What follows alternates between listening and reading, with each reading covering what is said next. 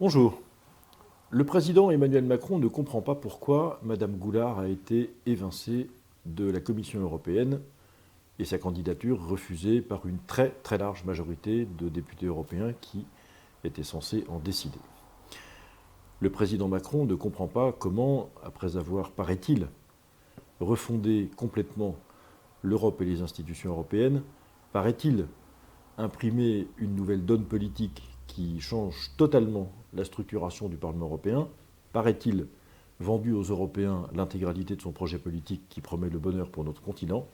et bien malgré tout ça, effectivement, sa candidate Sylvie Goulard n'a pas été acceptée par les eurodéputés. C'était oublié que Mme Goulard est d'abord sous le coup d'une enquête judiciaire en ce qui concerne ses assistants parlementaires et des emplois fictifs au Parlement européen, comme d'ailleurs un certain nombre de membres du Rassemblement national, du MoDem, qui sont également inquiétés. Et elle est également sous le coup d'une suspicion de, on va dire, de salaire de complaisance versé par un grand lobbyiste néerlandais qui est du même tonneau que George Soros et tous ceux qui veulent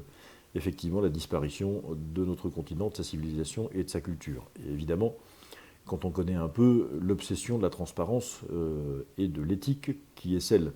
des institutions européennes, il n'est pas étonnant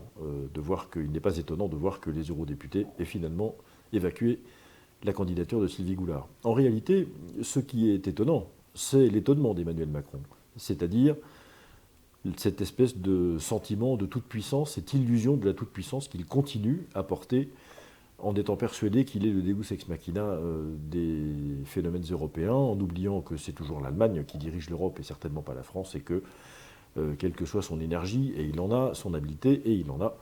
eh bien, les Allemands et quelques autres ne sont pas tombés dans le panneau et ne veulent pas que la France reprenne l'influence qu'elle devrait exercer au sein de notre continent et de ses institutions. En fait, c'est un camouflet pour Emmanuel Macron, ça ne me réjouit pas, mais ça ne m'étonne pas non plus. C'est un camouflet pour notre pays, ça c'est beaucoup plus affligeant. Et en définitive, ça montre bien que, entre l'affichage du discours du président de la République d'un côté et de ses soutiens politiques, notamment les parlementaires de la République en marche qui sont montés au créneau, et puis d'un autre côté, la réalité, il y a un fossé qu'aucun discours ne parvient à combler. Depuis 2 ans et demi maintenant que son quinquennat a commencé, j'essaye, semaine après semaine, d'alerter sur les manœuvres d'enfumage, de manipulation, de mensonges qui sont celles du pouvoir en place. Voilà un exemplaire supplémentaire dont notre pays se serait, pour sa réputation et son honneur, bien passé.